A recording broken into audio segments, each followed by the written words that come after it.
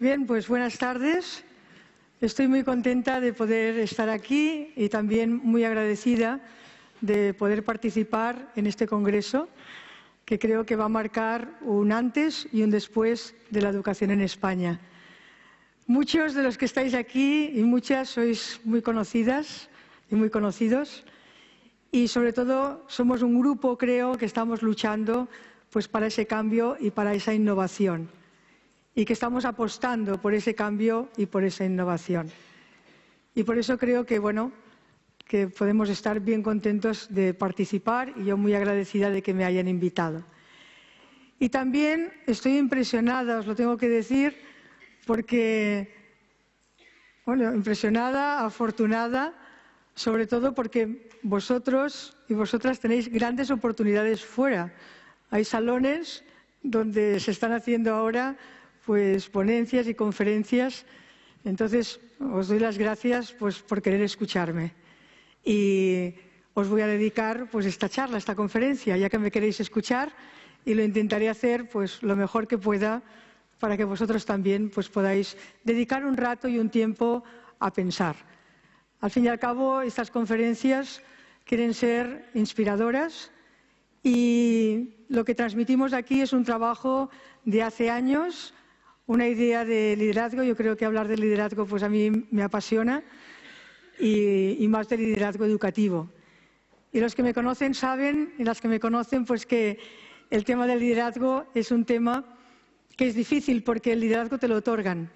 Nadie dice, pues yo quiero ser un líder, que me aplaudan, que me digan, que nadie lo dice esto. Es decir, que todo el mundo te otorga el liderazgo o no te lo otorga, y esto es bastante duro.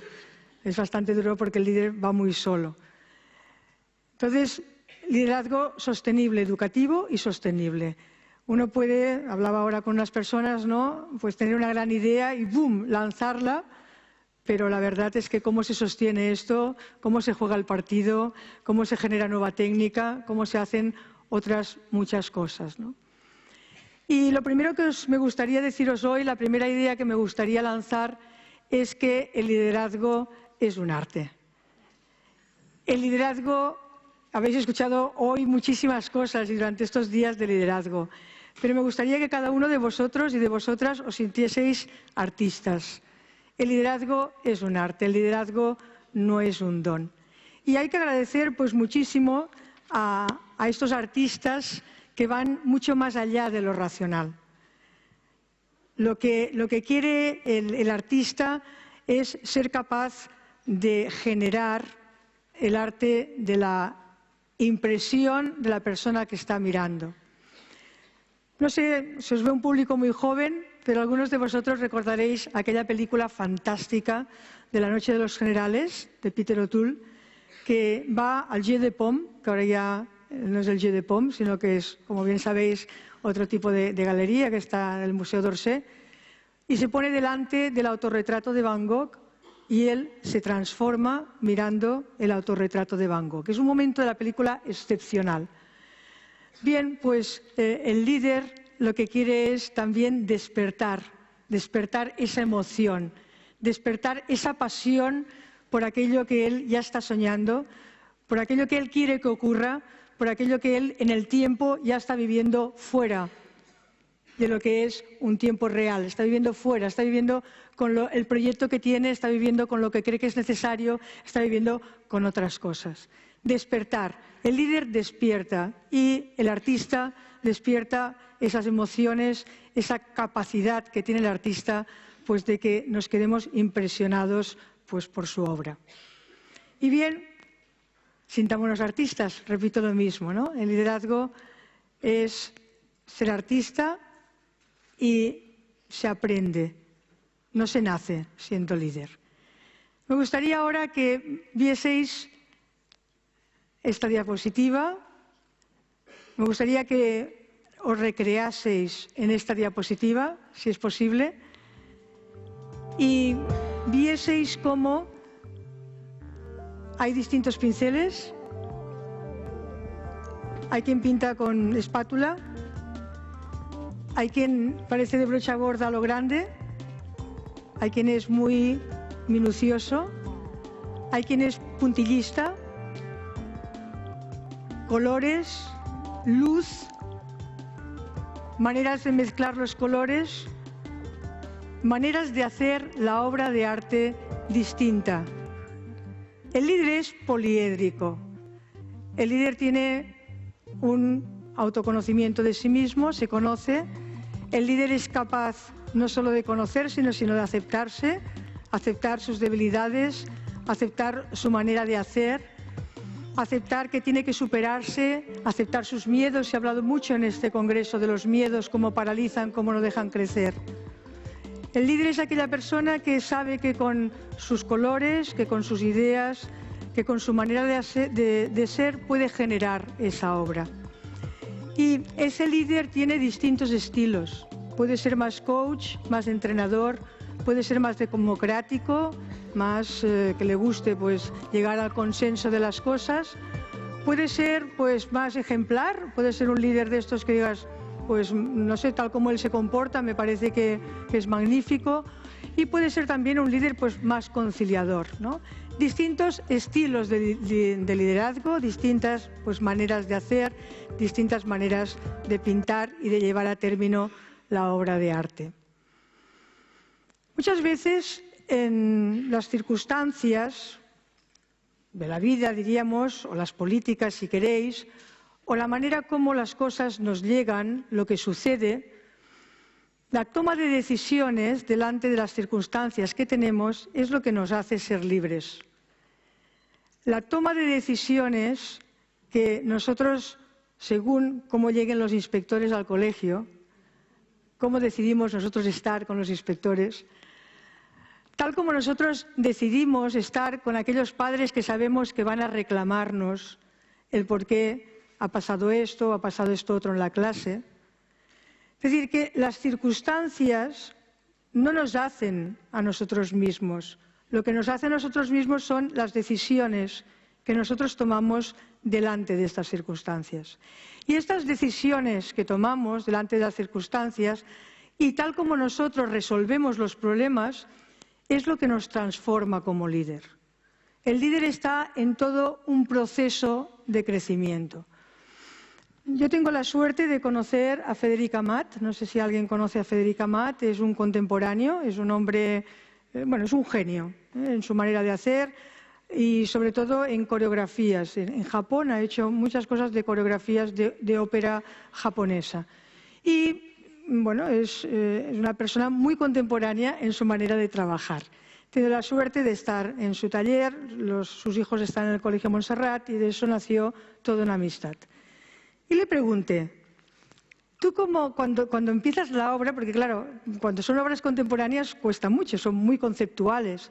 Digo, ¿tú cómo lo haces esto? Es decir, ¿cómo te pones? Dice, mira, para mí lo más importante es dejarme transformar por el proceso creativo. Y eso me ha quedado para siempre. El líder tiene que dejarse transformar por las decisiones que va tomando delante de las circunstancias y por cómo va resolviendo los problemas. Y la actitud de ese líder, no la aptitud, sino la actitud de ese líder, es lo que hace o es lo que genera o es lo que nos ayuda a conocer y a saber su categoría humana. Yo recuerdo también que estuvimos en Londres, fuimos a visitar un colegio que nos costó mucho visitarlo, mucho, un colegio en Liverpool, me acuerdo por lo de los Beatles. Y este colegio, bueno, algunos ya saben la edad que tengo casi, ¿no? Pero me acuerdo por lo de los Beatles. Y este colegio, porque fui a ver el museo, por supuesto. Y ese colegio, el director dijo que tenía interés en acompañarnos, estuvimos mucho rato en el despacho, él explicó, y nosotros la verdad es que lo que teníamos ganas es de ver las aulas, de ver a los niños, de que nos llevasen. Y al final el señor se levantó y dice, vamos a... Digo, ¡ay, qué bien! Ahora es el momento, ¿no? Y cruzamos por el gimnasio y estaban jugando los niños y el profesor dijo algo a un niño, estaban a lo lejos, como el grupo que está al final, dijo algo a un niño y curiosamente el niño este se sentó, cogió una pelota de estas de tenis y la disparó contra el ojo del profesor. Claro, en este momento quedamos tan desconcertadas, íbamos solo 3 personas, nos quedamos paralizadas. Entonces, lo que más aprendimos de ese colegio fue la actitud del director. Cómo ese director cogió al niño, lo abrazó, porque el niño estaba muy nervioso, lo abrazó, lo sentó, etcétera, ¿no? El comportamiento, la actitud, muchas veces tal como nosotros vemos que alguien resuelve las cosas, es lo que nos ayuda más, esa serenidad, esa manera de hacer y esa manera sobre todo de buen hacer. Por eso me gusta que dice un libro de Eugenio, no sé si lo conocéis, dice que el líder tiene que ser una buena persona. Forma parte del líder en esa actitud ser una buena persona. A veces cuando hay una reunión de profesores y cuando el tema empieza a ser tenso, lo que más nos gusta ver es que el líder, la persona que dirige, la persona que está delante, la coordinadora, dice, bueno, después ya lo arreglaremos, veremos a ver. Una reacción, o sea, te ponen el dedo en el ojo y elegantemente sabes decir, estoy parpadeando, me has hecho daño, pero perdona, luego ya volveremos sobre ello, ¿no? Entonces tenemos que esa actitud del líder es la que sobre todo hace que tenga esa altitud. Y bueno, hay que decir, y es verdad, que la capacidad de liderazgo pues sí que presupone, ¿no?, un complejo conjunto de aptitudes, actitudes, destrezas, y que se pueden aprender y que se pueden entrenar. Pero una de las cosas que me gustaría que cada uno pensase y pensase en sí mismo y en sí misma, porque yo creo que el liderazgo, la verdad es que las familias, los papás son líderes de sus hijos, ¿no? La mamá y el papá pues lideran a sus hijos. Uno se lidera a sí mismo, como bien veréis, ¿no? Me preguntaba alguien, ¿esto es solo para educación? No, el liderazgo es para todo el mundo de la empresa, para todo tipo de organización humana. Entonces me gustaría que pensaseis en que el líder tiene una arquitectura emocional que tiene un gran peso sobre su liderazgo. ¿Qué entiendo o qué entendemos por esa arquitectura emocional? Todo aquello que te configure desde tu aprendizaje, desde tu educación y desde tu propia cultura. Por ejemplo, el mismo Dalí era una persona que sabéis que tenía fobia a las langostas y esto aparece en toda su obra. Y ya no digamos cuando él explica que para ponerse en situaciones desde pequeño muy tensas, como no podía ver los saltamontes, pues se ponía muchos saltamontes y esto generaba en él una ansiedad que le llegaba hasta el límite. Espero que nadie sea tan genio como Dalí, pero quiero decir que explican estas anécdotas de él. Pero quizá cuando uno tiene un afán de perfeccionismo, como fue el caso por la exigencia que tuvo Miguel Ángel, muchos conocéis a Miguel Ángel. Si yo os pregunto aquí cuántos conocéis a Miguel Ángel, pues todos levantaríais la mano. ¿Y cuántos sabéis que Miguel Ángel ha pintado la Capilla Sixtina? Pues me imagino que también. Pero pocos sabéis cómo fue el andamiaje de la Capilla Sixtina. No sé si sabéis la anécdota. La Capilla Sixtina, cuando decidieron pintar la bóveda, pues resulta que dijeron que sí, pero que tenía que seguir las celebraciones eucarísticas exactamente igual. Y entonces, claro, Miguel Ángel dijo, yo no puedo estar pintando a ratitos, sino yo necesito realmente, si habéis visto aquella película tan bonita de Éxtasis, ¿no? Yo necesito realmente el poder estar ahí, el ver, además con el gran problema pues ya de una visión parcial sobre el conjunto de la obra. Entonces Bramante dijo, pues nada, aquí hay que hacer un tipo de andamiaje que sea colgante, colgante para que se pueda pintar. Y Bramante pues diseñó el andamiaje, se puso ese andamiaje y Miguel Ángel dijo, yo no subo, que suba Bramante, a ver qué pasa. Y Bramante subió y Bramante cayó, porque el andamiaje... Y entonces Miguel Ángel pensó en la arquitectura romana, sobre todo de los puentes, y diseñaron pues como un gran puente, diríamos, donde en los laterales estaban todo el empuje para que fuese otra bóveda, otro puente que se establecía, pero de forma circular, ¿no? ¿Por qué os digo esto? Porque hay muchas cosas que hace el líder que nadie conoce y que quizá, no diré que son mejores que la pintura de la Capilla Sixtina, pero sí que son más audaces, o que sí que son obras que nadie supo realizar en aquel momento. Y lo que no se conoce del líder, pues el líder tiene que no publicarlo a veces, sino decir pues que Bramante fue uno de los que quiso, y en muchos libros figura que Bramante hizo ese andamiaje, y la verdad es que es verdad, ¿no?, que Bramante lo hizo. Entonces, esta arquitectura emocional que nos configura, bueno, todos podríamos decir, yo todavía aparco el coche pues muy recto porque a mi padre le encantaba que los coches quedasen pues rectos, ¿no?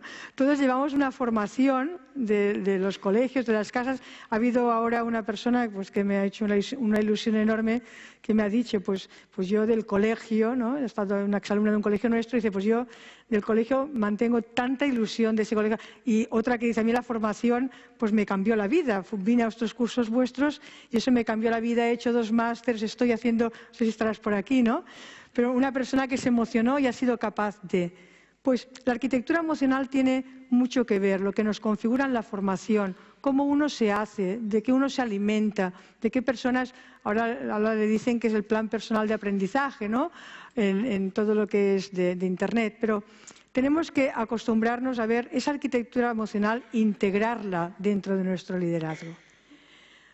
A veces queremos ser otra cosa, a veces queremos, pues, no sé, explican de uno que hacía grandes pues, zarzuelas y lo que quería ser es maestro pues, de otra cosa, ¿no? Tiene que haber como esa manera de complicidad entre lo que uno quiere ser y lo que uno es. Uno tiene que saber reconocer toda esta arquitectura emocional. Y ahora viene una parte como muy bonita de ese liderazgo.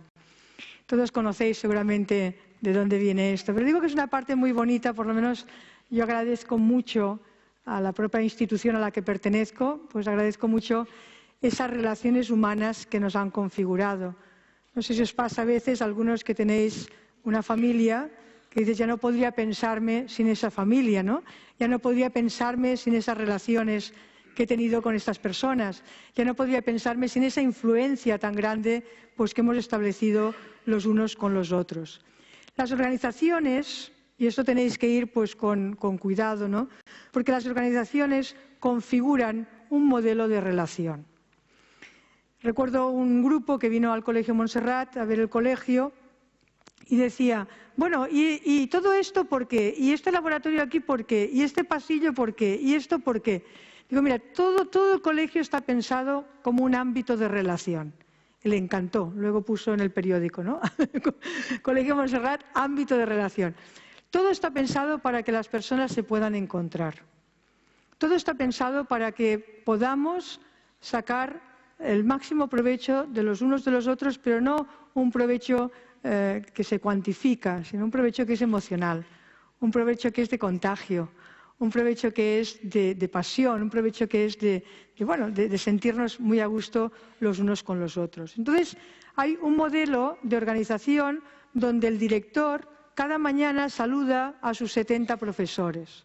Entonces, cuando uno dice esto, se imaginan los profesores uno detrás del otro ir saludando. Buenos días, señor director. Buenos días, señor director. Claro, comprenderéis que eso es imposible. Es que uno no entiende cómo ese director se encuentra en todas partes y cómo ese director, hola, adiós, ¿qué tal? ¿Cómo estás? Mira, tu niño estaba enfermo, no, tal, tu marido, ese ámbito de relación, ¿no? Entonces, ese modelo de organización, visité un colegio en Suecia donde me enseñaron los cubículos, diríamos, o si queréis los despachos, dicho de una manera un poco más mejor, ¿no?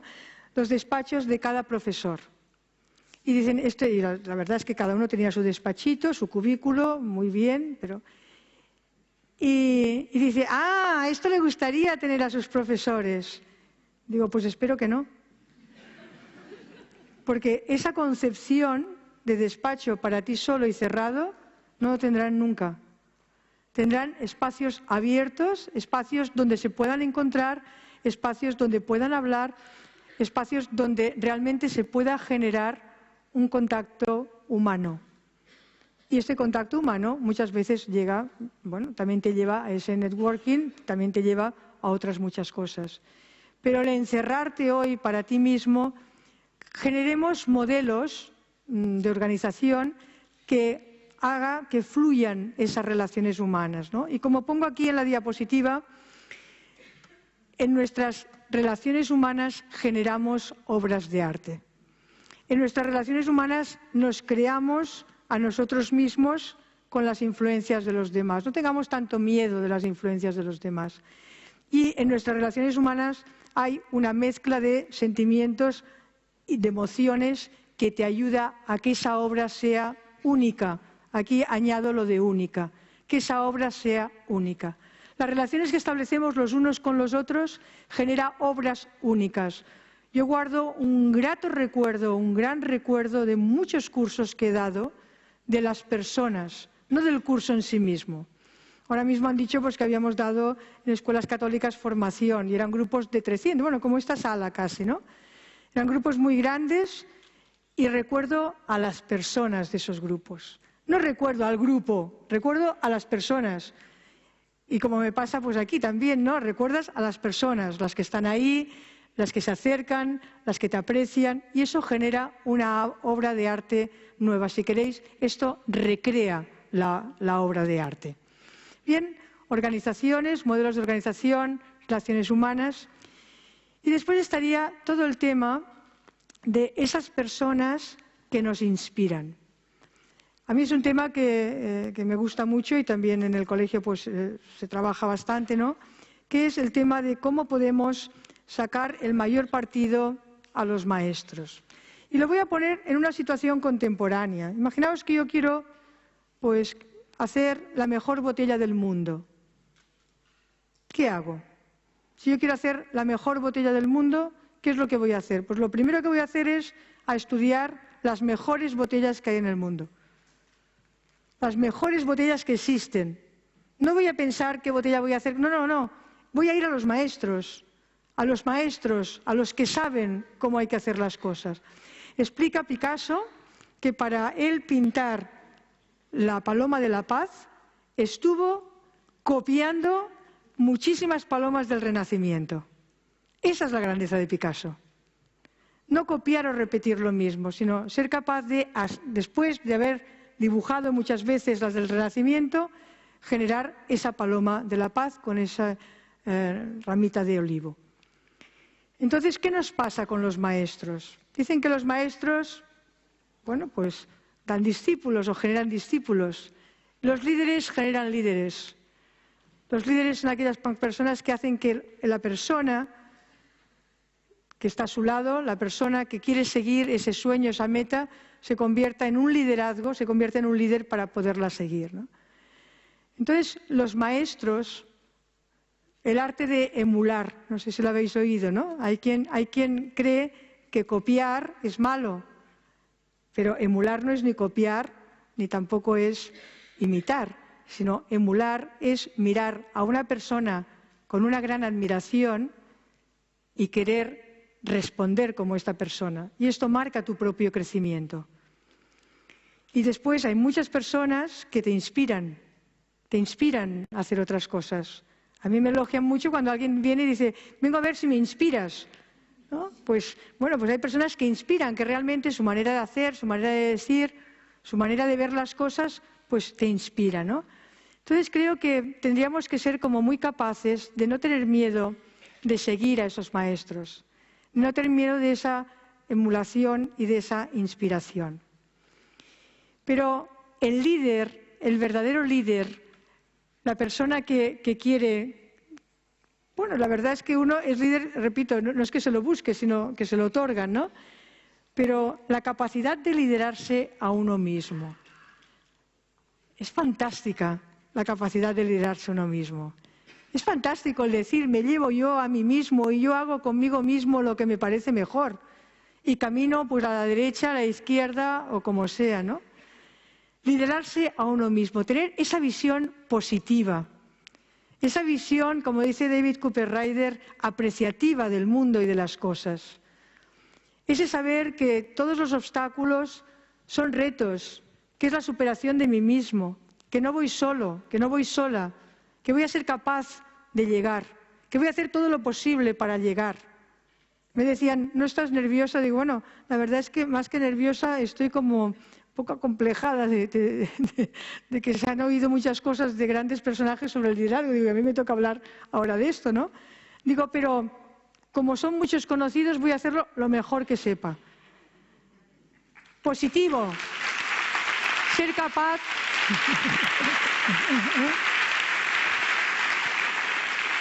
Ser capaz de salir de uno mismo, y cuando uno es capaz de liderarse a sí mismo, es como muy capaz de no buscar el éxito. El líder fracasa por el éxito, porque busca el resultado del éxito. Y el líder lo que hace es un replanteamiento continuo de los propios procesos. Entonces, cuando uno se lidera a sí mismo, hay que ser muy capaz, pues, de ser optimista, muy capaz de ser asertivo, pero el arte de liderar con otros. O sea, liderarse uno mismo es fantástico, pero liderar con otros es una aventura. Es un viaje maravilloso el poder aglutinar hacia una meta, el poder ilusionar, que la gente esté ilusionada, que la gente esté con ganas. Nosotros nos metimos en todo esto del cambio educativo porque veíamos que generábamos mucha esperanza. Y ahora voy por muchos países y hablo con muchos profesores y los veo que dicen, ¡ay, pues voy a hacer esto! ¡Ah, pues voy a cambiar lo otro! No mido lo que están haciendo, porque la medida mejor es la ilusión y las ganas de hacer otro tipo de cosas por los alumnos, para que esos alumnos puedan cambiar el mundo. Y hay que movilizar a las personas hacia una meta común. Claro, el líder es el que es capaz de aglutinar. Y el aglutinar, os repito, que es algo que merece mucho la pena para una meta, un sueño, para algo que sea pues como muy superior a nosotros mismos. Liderarse uno mismo, liderar con otros, pero todavía queda el reflexionar. Reflexionar sobre lo que hacemos. Reflexionar, analizar, pero os decía antes lo apreciativo de David Cooper Ryder, ¿no? Si uno se queda solo en ver los errores que he cometido, en analizar cómo el profesorado ha hecho mal los proyectos de comprensión, cómo el trabajo cooperativo no hay forma que salga, cómo la evaluación es un desastre y los portfolios no avanzan, cerremos la tienda, o sea, este colegio. Entonces, tengo que ser capaz de ver potencialmente este colegio, qué es lo mejor, cuáles son los logros, cómo diseño el colegio todavía mejor, cómo soy capaz no solo de diseñar un colegio todavía mejor, sino de co-crear con el profesorado, de meternos todos juntos hacia esa aventura. Entonces, hay algo que me parece importante y es la confianza que se da al líder. Porque el líder confía en él mismo y confía en los demás. Y los demás notan la confianza que tú les estás dando para poder ir hacia esa meta. Pero partiendo de esa reflexión y partiendo de ese análisis, pero hay que ir construyendo el avión mientras volamos. Esta es una metáfora que a mí me gusta mucho decir y que las religiosas que tengo aquí presentes pues saben lo que quiere decir, porque a veces se nos escapan cosas que casi se van sin paracaídas, ¿no? Es decir, que es un volar construyendo el avión. ¿Trabajas a presión? Por supuesto, porque se cae el avión. ¿Merece la pena? Pues estamos volando. Claro que merece la pena, si estamos volando, ¿cómo no va a merecer la pena? Salir, avanzar, no parar. No. Entonces dices, me encuentro que soy, ¿qué pides? ¿Una supermujer, un superhombre? No, pides personas que tengan ganas. Ganas de ilusionarse en un proyecto educativo o ganas de ilusionarse con muchas cosas que merecen la pena, ¿no? Bien, y ahora un punto que a mí también me gusta mucho. Me encanta el nombre de esta obra. No lo esperaban. Esta obra de arte se titula así, No lo esperaban. El ojo del artista. El artista es capaz de cambiar totalmente la realidad. Pero, si recordáis, que todos recordaréis seguramente aquel cuadro impresionista de la Catedral de Rouen, ¿os acordáis de la Catedral de Rouen, que está pintada muchas veces con distintos momentos de luz?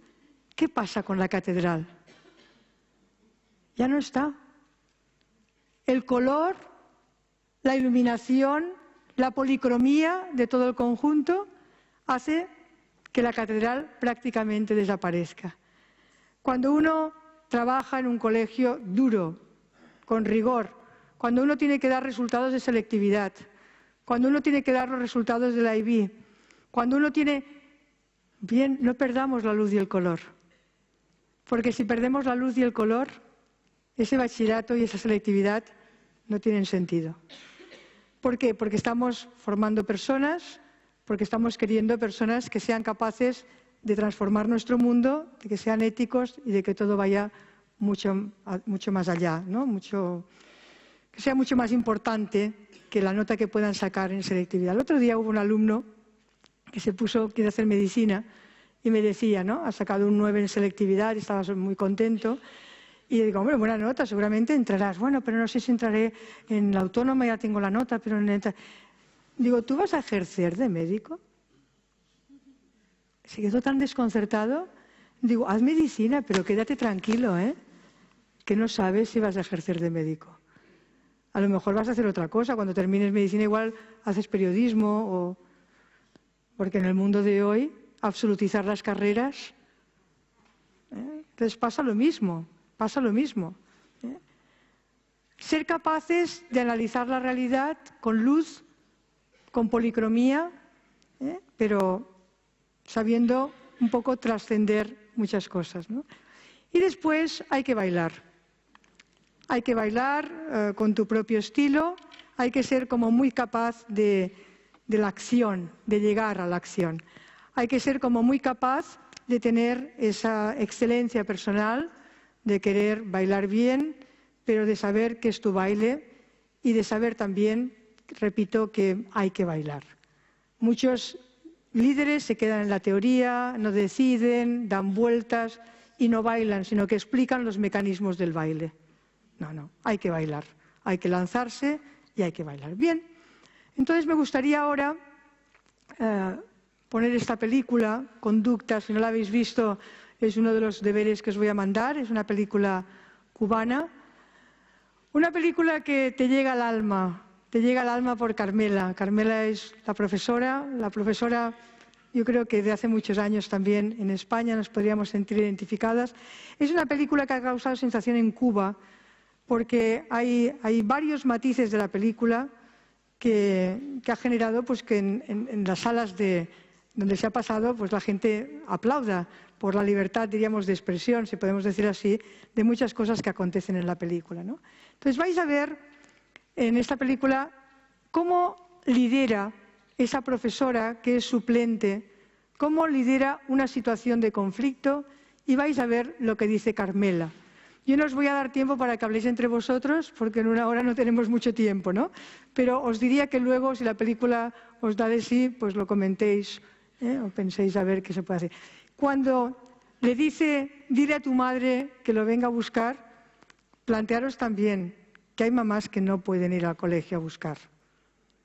Este es un caso extremo, pero bueno, vamos a verla. Mamá, suave. Chala, yo me sé defender. Te dije que se lo diera. Muy suave. Hace que no tengo un... Oye, ¿qué es lo que pasa aquí? A ver, vamos ustedes, para su aula. Dame eso. Le dices a tu mamá que lo venga a buscar. Eso es mío, maestra. Joan, ¿qué es lo que tú estás escondiendo ahí? Nada. ¿Cómo que nada? Levanta eso.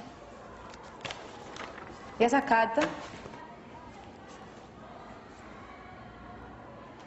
¿También son tuyas, María Paula?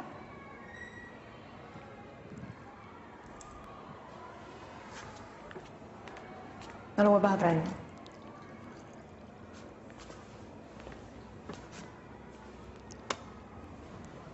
Yo no las voy a traer más. Dame la chala. ¿Para qué? ¿Para que mi mamá venga a buscarla? No te las voy a volver a pedir.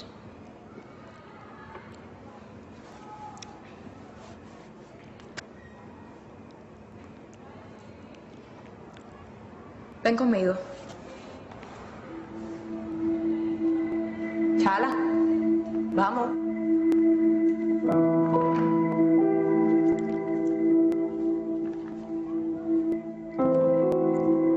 Todos los años tengo un chala en el aula. ¿Qué pasó ahora, Chala? Ninguno pudo más que yo. Porque en el fondo todos son muchachos. Hay 4 cosas que hacen a un niño: la casa, la escuela, el rigor y el afecto. Pero cuando cruzan esa puerta está la calle. Y un maestro necesita saber lo que les espera allá afuera. Antes para mí la vida era más clara. Y yo sabía para lo que preparaba un alumno.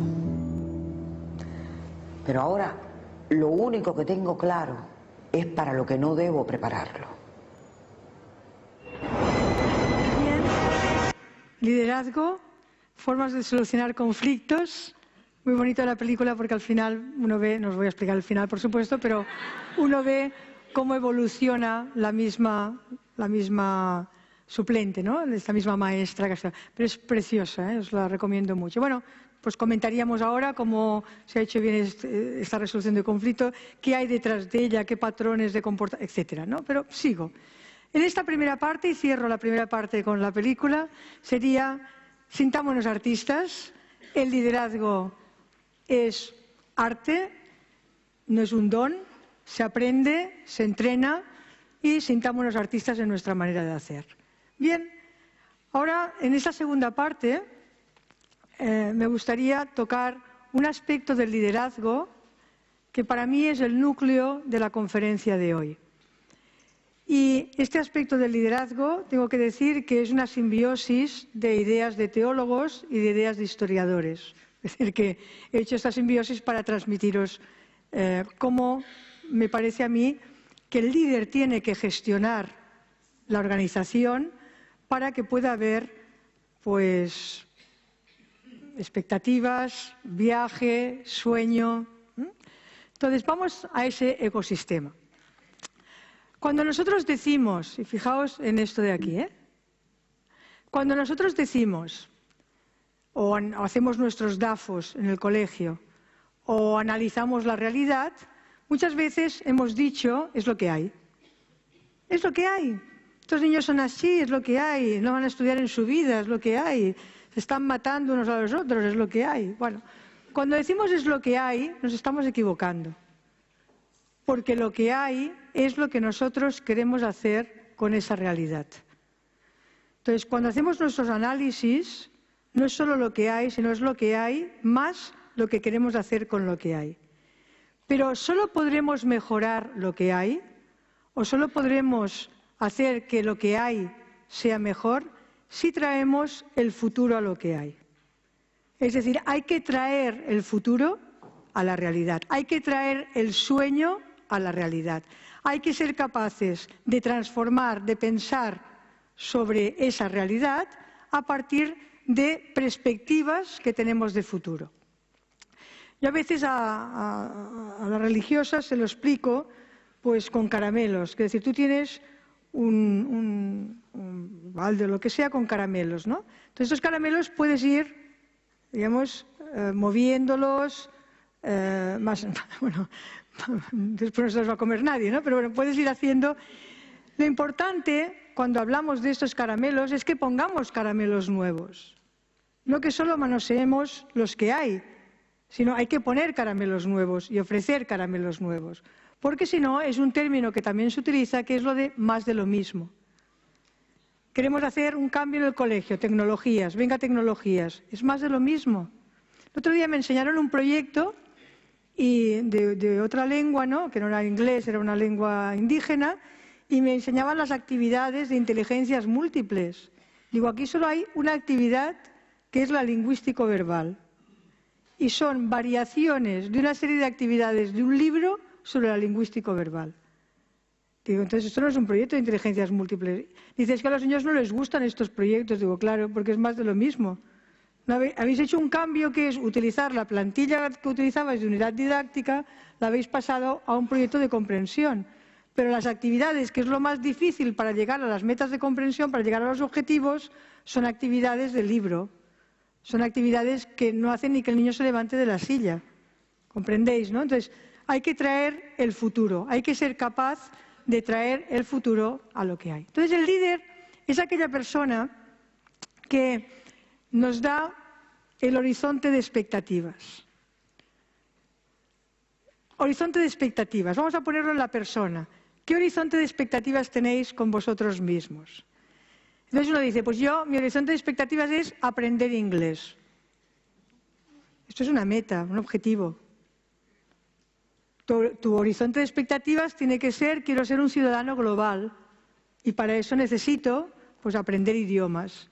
Que después esto se traduzca en el inglés, pues magnífico, ¿no? Pero el horizonte de expectativas es el sueño. El líder tiene que ser capaz de comunicar a la organización el horizonte de expectativas. Tiene que ser capaz de decir, vamos hacia allí. ¿Cuál es nuestro horizonte de expectativas en todos nuestros colegios? Vosotros habláis de idearios, habláis de carácter propio, proyectos educativos si queréis en el término amplio. Entonces, por poneros, diríamos, un tipo de horizonte de expectativas nuestro es el ofrecer al alumno el desarrollo de su propio ser para que sea protagonista de su aprendizaje y ofrecerle un modelo pedagógico que le ayude a ser crítico, creativo, emprendedor, para transformarse él y el mundo que lo rodea y así realizar un trabajo ético, excelente y comprometido, el good work. Este horizonte de expectativas lo podemos trocear, es decir, podemos poner que sea pues, el desarrollo de su propio ser para que sea protagonista de su aprendizaje. 1, 2, ofrecerle un modelo pedagógico. 3, pero son horizontes de expectativas porque son meta-objetivos, diríamos, va mucho más allá. Esto es un sueño para nosotros. Entonces, cuando el horizonte de expectativas más lejos esté, mejor. Y uno dice, hombre, mejor. Entonces, ¿para qué sirve el horizonte de expectativas? Pues para que caminemos hacia él. Si hacemos un horizonte de expectativas de aprender inglés, vamos a las clases de inglés y ya nos queda chato. Chato el horizonte de expectativas y ya está tocando a todo lo que es el espacio de experiencias. En cambio, tenemos que mantener ese horizonte de expectativas para que podamos generar un proceso de acercamiento hacia él. Como comprenderéis, antes decíamos, pues el poner emprendimiento no lo poníamos hace unos años. Entonces veremos cómo el horizonte de expectativas lo podemos ir actualizando. Pero el horizonte de expectativas es nuestro sueño, lo que queremos conseguir, que nuestros alumnos cambien el mundo. Este es un horizonte de expectativas. Entonces, ¿cómo camino yo para que mis alumnos puedan cambiar el mundo, ¿no? Entonces veréis claro que el espacio de experiencias es el cada día del aula. O sea, el espacio de experiencias son los horarios, los profesores, las materias, poner todo lo que queráis, ¿no? O sea, el espacio de experiencias es lo que uno vive, lo que uno tiene, lo que uno en el cada día pues se va encontrando y va haciendo. Y ahora viene el momento importante, que veo que estáis muy atentos, pues ahora es el momento, si esto lo comprendéis o me sé explicar de la conferencia, ya creo que estamos todos satisfechos, ¿no? Y es el tema de los atractores. ¿Qué es un atractor? El atractor es el que hace que este horizonte de experiencias se abra, que este horizonte de experiencias tenga como puntos de fuga, que este horizonte de experiencias se abra de tal forma que el espacio de experiencias se sienta tan atraído por él que también se abra. Y entonces ya tenemos que este espacio de experiencias se está uniendo a ese horizonte de expectativas.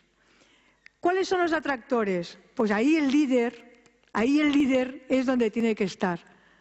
Un atractor para que estos alumnos puedan crecer tiene que ser el trabajo cooperativo, trabajo colaborativo, trabajo con los demás. Esto es un atractor. Un atractor tiene que ser pues todo aquello que nos planteemos para ese ideario.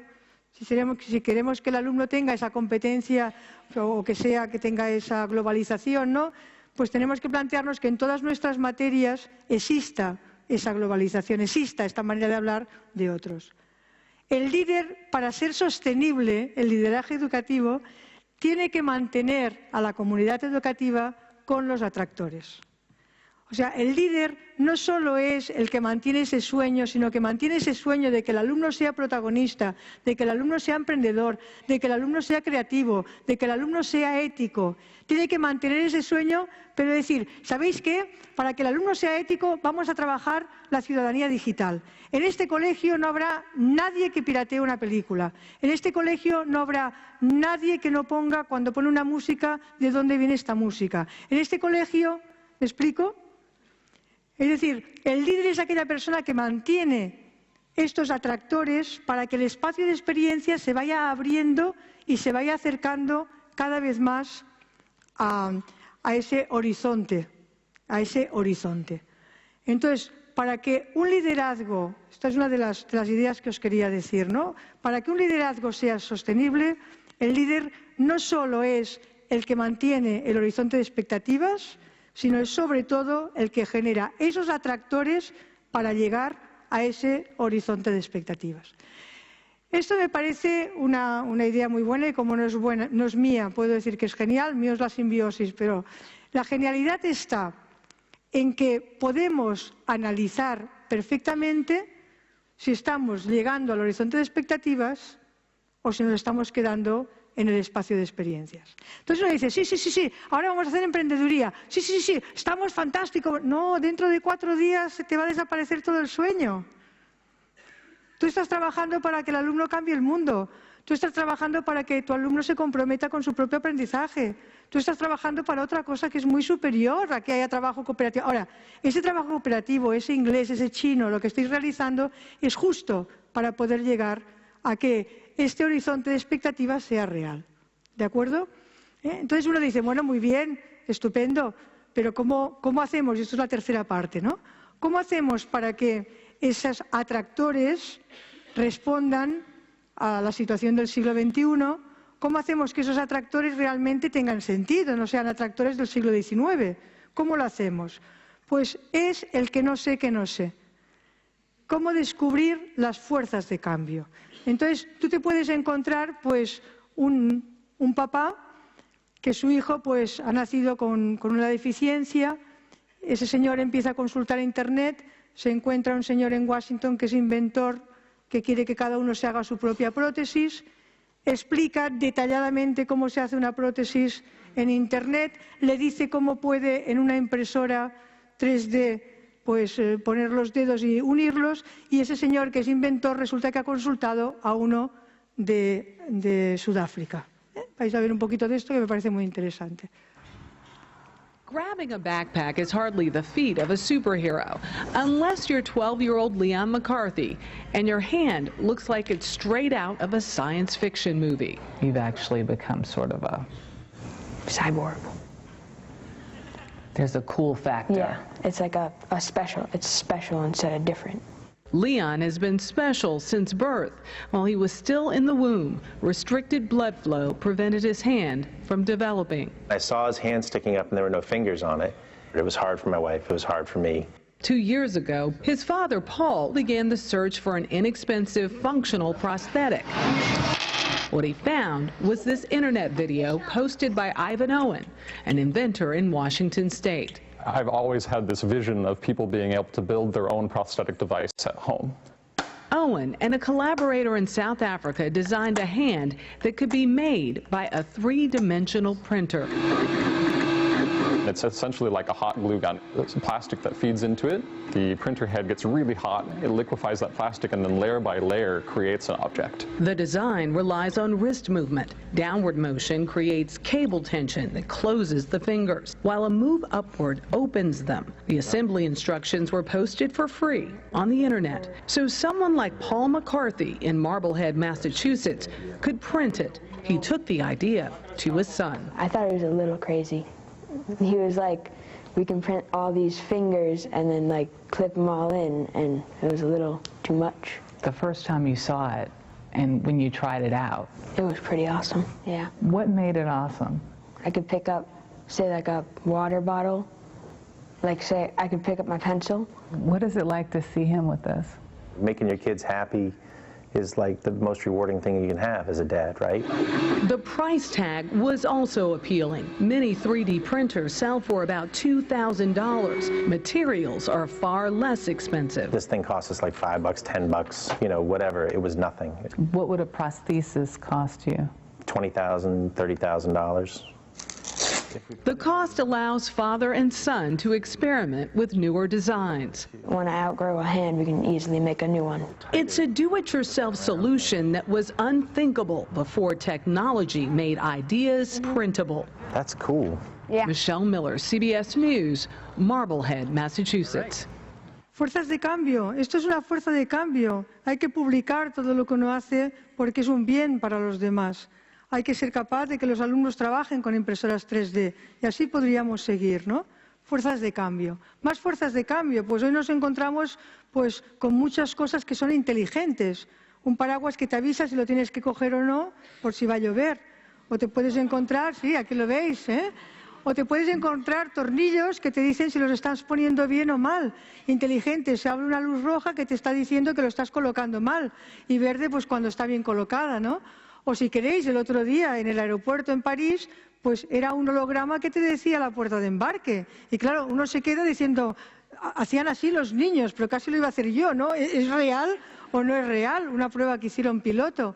Y después tenemos esto que es maravilloso, este papel termosensible que te va cambiando según la temperatura, pues te van apareciendo flores, no flores, hojas, no hojas, te genera un espacio y otro ambiente pues fabuloso, ¿no? Bueno, fuerzas de cambio, hay que conocer nuestro mundo y hay que saber que el mundo tiene tal complejidad, que necesitamos, el sistema educativo necesita participar de esa complejidad y no aislarse. Y para eso hay que ser generoso, para eso hay que saber compartir, para eso hay que poner encima de la mesa lo que tenemos, para eso no hay que esconder ninguna carta. Entonces, la colaboración, la confianza, la generosidad de lo que uno da es lo que hace que podamos avanzar, es lo que hace que el mundo lo podamos no comprender, pero quizá podamos participar en él, tengamos el poder levantar la mano, ¿no? Hay empresas pues, que se ponen de acuerdo, la hibridación, ¿habéis leído cosas de Amalio Rey, ¿no? Todo el tema de lo híbrido, donde son cosas que parece que no empaten. Una fábrica de juguetes, una empresa de juguetes que se pone de acuerdo con una empresa de coches. Dices, ¿esto cómo es? Pues es para generar el coche ideal para la familia. O una empresa que fabrica pues, tejidos y vestidos y demás, que se pone de acuerdo con el Circo de Soleil.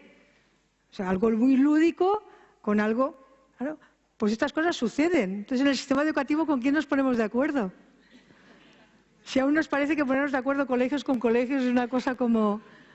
Si nos teníamos que poner de acuerdo con toda la sociedad, ayuntamientos, asociaciones de vecinos, empresas de todo tipo, etcétera, etcétera, ¿no? Bueno, pues lo que antes parecía todo un sueño, ahora es real.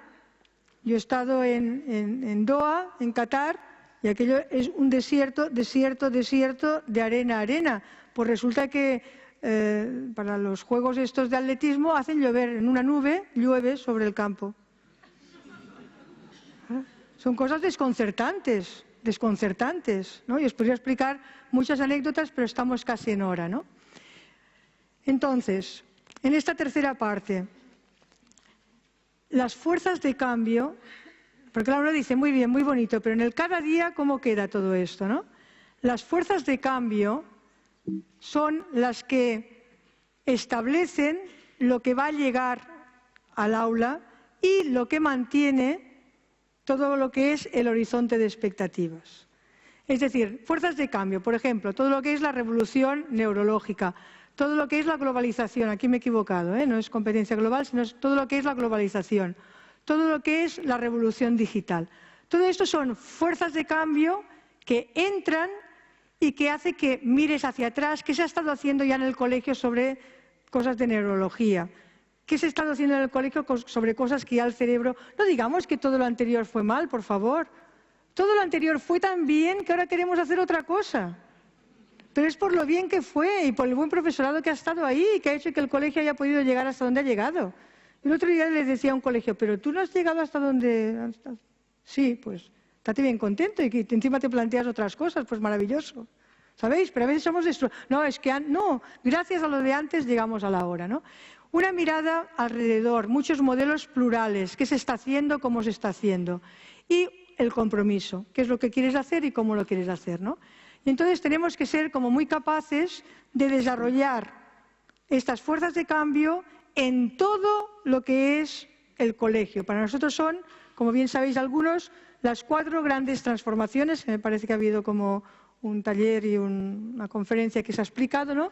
Las 4 grandes transformaciones que tienen que llegar esas fuerzas de cambio. Y esas transformaciones, que ya sabéis que es currículum, metodologías y evaluación, la primera transformación, los roles del profesor y el alumno, la segunda, la organización, y la cuarta, los espacios culturales. Esto es lo que hace que haya innovación. Llevar las fuerzas de cambio a toda esta innovación y entonces reflexionamos cómo lo estamos haciendo. Y esa reflexión nos lleva rápidamente a una formación del profesorado, a implantar lo que estamos, ahora pondré un ejemplo, a implantar lo que estamos reflexionando, a seguirlo, y una vez implantado y formado, reflexionamos cómo lo podemos hacer mejor, qué otras cosas podemos hacer, cómo podemos generar. Un ejemplo. Para nosotros la revolución neurológica ha sido, diríamos, algo que ha marcado mucho nuestros preescolares. Cuando de 0 a 3 años y de 3 a 6 años supimos que había una gran revolución a nivel neurológico con todo lo que son las redes sinápticas, decidimos cambiar totalmente nuestra educación en las edades de 0 a 3 y de 3 a 6. Y lo mejor, ponerlo en educación infantil, tanto de profesorado como de medios, recursos y demás. ¿Qué hizo? Es decir, esta revolución neurológica, ¿qué hizo? Nos cambió totalmente, bueno, vimos lo que había, etcétera, etcétera, cambió totalmente, diríamos, lo que es, bueno, totalmente, cambió el preescolar, cambió la educación infantil y generó innovación en la educación infantil. Fuimos reflexionando sobre la educación infantil, formamos al profesorado, implantamos cambios significativos desde el punto de vista neurológico, hemos ido siguiendo y reflexionando cómo se iba implantando y la formación del profesorado y hemos generado nuevos planteamientos. Yo digo que son las actualizaciones. Cuando te actualizan un programa de software o cuando te actualizan el móvil, el software del móvil, no cambian para nada la apariencia, sino lo que se cambian son el sistema operativo, cosas, diríamos, del propio móvil que tú casi ni notas. Pues es lo que va pasando en el colegio, ¿no? Estos nuevos planteamientos son las actualizaciones de lo que se va haciendo. Cuando uno sabe lo de la revolución digital, cuando uno sabe que estos alumnos nuestros pues van a ser alumnos que van a estar en contacto con ese mundo de la robótica, pues esto hace que en el colegio empieces a pensar que los alumnos tienen que saber programar. Entonces miras en otros sitios cómo se está programando, qué se está haciendo con los alumnos, lo implantas. No haces una clase de robótica, no, implantas lo que es la robótica dentro de todos los proyectos y que se utilice como un ordenador más. Es decir, las cosas a nivel transversal y a partir de ahí generas la reflexión, etcétera, ¿no? Y cierras el círculo. Entonces, de una forma rápida, porque cada uno de estos aspectos se podrían desarrollar, ¿no? Lo que os he querido decir es que un liderazgo es sostenible cuando nos sentimos artistas y disfrutamos liderando, cuando somos capaces de generar horizontes de expectativas con atractores y cuando estos atractores los vamos actualizando con las fuerzas de cambio. Y estas fuerzas de cambio nos llevan a una formación, a una implementación y a una actualización continua. Por eso decimos que es un avión que vuela y que lo vamos construyendo, porque no termina, ¿sabéis?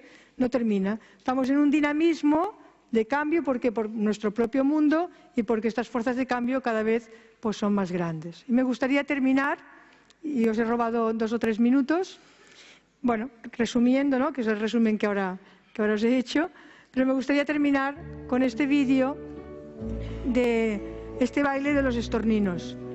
Entonces, si vosotros miráis estos estorninos, ¿qué podemos aprender de ellos? Armonía. ¿Dónde está el líder? ¿Quién mantiene el vuelo? ¿Quién hace que nadie se pierda? Entonces me encanta este explorador Shackleton, que lo que más le interesó no fue cruzar la Antártida, sino que todos sus hombres viviesen.